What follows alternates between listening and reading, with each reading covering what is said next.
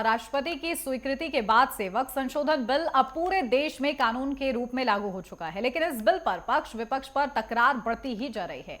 अगर निजी क्षेत्र की बात करें तो पूरे देश में वक्फ के पास सर्वाधिक जमीनें हैं। वक्फ बोर्ड संशोधन बिल को लेकर एक तरफ विपक्षी पार्टियां इसे मुसलमानों की विरोधी बताने में जुटी हुई हैं, तो बीजेपी का कहना है कि जिन लोगों ने वक्फ के नाम पर संपत्तियां लूटी हुई हैं, वही लोग इसका विरोध कर रहे हैं। तो वक्फ दुनिया का सबसे बड़ा वक्फ था और हिंदुस्तान में नंबर 3 पर ज़मीन वक्फ की आती है और प्राइवेट सेक्टर में अगर देखें तो नंबर 1 पर आती है। इसको एक जो सच्चर कमेटी की रिपोर्ट है उसमें बताया गया कि 4,50,000 लगभग वक्फ थे, उनसे जो आई हुई वो 163 करोड़ थी। उसके जब वो 2013 तक 8,72,000 हुए तो आय हुई 166 करोड़, यानी कि संख्या दुगनी होने के बाद भी जो आय में कुल 3 करोड़ का अंतर आया।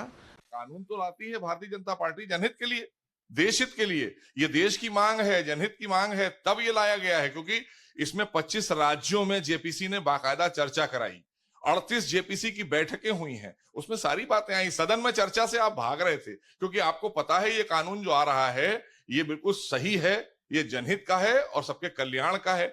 आपके नुकसान का है क्योंकि आपने लूटा है, आपको इसका हिसाब देना पड़ेगा, जवाब देना पड़ेगा। इसलिए विपक्ष परेशान है। ये हमलावर नहीं है, ये अपनी जान बचा रहे हैं। वक्फ संशोधन बिल को लेकर एक तरफ जहां विपक्ष हमलावर है, पश्चिम बंगाल की बात करें तो वहां तमाम दंगा और हिंसा भी देखने को मिला और विपक्ष इसे बार बार मुस्लिम विरोधी बताने में लगा हुआ है। तो वहीं अगर पक्ष की बात करें तो सत्ता पक्ष इसे गरीब मुसलमानों के लिए एक स्वर्णिम योजना बता रहा है कि इसे जो गरीब मुसलमान हैं उनके लिए तमाम योजनाएं चालू होंगी, क्योंकि अभी तक उनको इस योजना से वक्फ बिल से इसके पहले कभी कोई कुछ फायदा नहीं हुआ, लेकिन अब इस संशोधन के माध्यम से वक्फ की जो अवैध जमीनें हैं वो ली जाएंगी और गरीबों के लिए आवास बनेंगे, विद्यालय बनेंगे और तमाम उनके लिए अन्य इंफ्रास्ट्रक्चर बनाए जाएंगे।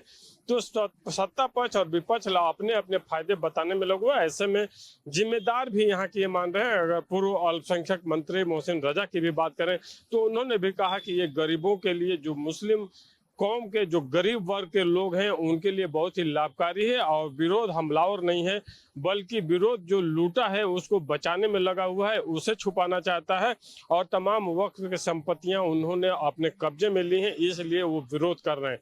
वीडियो जर्नलिस्ट दिलीप के साथ मैं राघवेंद्र प्रताप सिंह, नेटवर्क 10 लखनऊ।